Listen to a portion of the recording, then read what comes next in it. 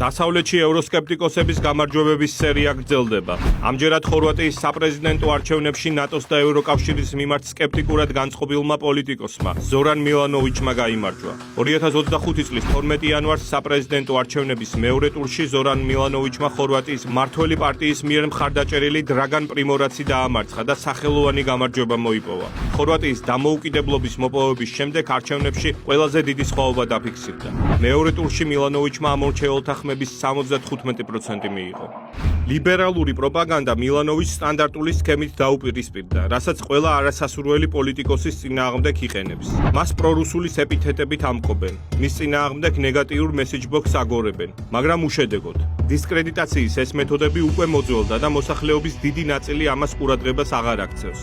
შეერთებული შტატების და დიდი ბრიტანეთის მთავრობების მიერ დაფინანსებული არასამთავრობო ორგანიზაცია ინფორმაციული მდგრადობის ცენტრი მილანოვიჩის გამარჯვების უკან რუსული ბოტების კვალს ხედავს. ამის შესახებ პოლიტიკო წერს. თურმე რუს ბოტებს კრემლის დეზინფორმაციის კამპანია გაურცელებიათ ხორვატიის პრეზიდენტის მხარდასაჭერად. მსგავსი სასაცილო საბაბი ჰქონდათ რუმინეთის საპრეზიდენტო არჩევნებში გამარჯვებული კელინ ჯორჯესკუს მიმართაც. რუმინელ პოლიტიკოს სოციალურ ქსელ TikTok-ზე რუსების დახმარებას და ყალბი ანგარიშებიდან რეკლამირებას ედავებოდნენ. დასავლური მთავრობების და სოროსის ფონდის მიერ დაფინანსებული არასამთავრობო სექტორი და ლიბერალური მედია ნებისმიერი წარუმატებლობის უკან რუსულ კვალს ეძებს. იმის მაგივრად, რომ ევროკავშირის მოსახლეობის ზრდადი უკმაყოფილების რეალური მიზეზები ეძებონ. მაგრამ ის არ გახლავთ პრორუსი პოლიტიკოსი. მან უბრალოდ განაცხადა, რომ არ სურდა ხორვატიის დაყენება წინა პლანზე რუსეთთან დასაპირისპირებლად. მისი გზავნილი ელექტორატისადმი, რაც მასიურად დადებითად იქნა მიღებული, იყო ის, რომ ომი უკრაინაში ეს არის ომი რუსეთსა და დასავლეთს შორის.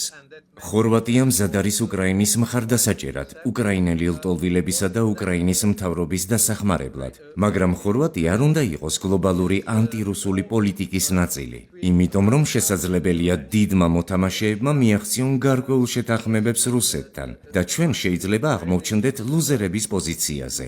ისინი, ვინც მზად არიან მოლაპარაკებები აწარმოონ რუსეთთან, არ ასაჯაროებენ ასეთ განზრახვას. მილანოვიჩის მთავარი გზავნილია, ჩვენ უნდა გვქონდეს საკუთარი პოზიცია, რომელიც ეფუძნება ხორვატიის ეროვნულ ინტერესებს და ეს არ არის ანტიუკრაინული პოლიტიკა. ევროპულ ქვეყნებში ანტიმეინსტრიმული საკუთარი ქვეყნის ინტერესებით მოქმედი პოლიტიკური პარტიების და ლიდერების გამარჯვება ახალი ტრენდია. ხალხი მასობრივად უპირისპირდება ბრიუსელის თვითგამანადგურებელ პოლიტიკას. ევროპა იღვიძებს.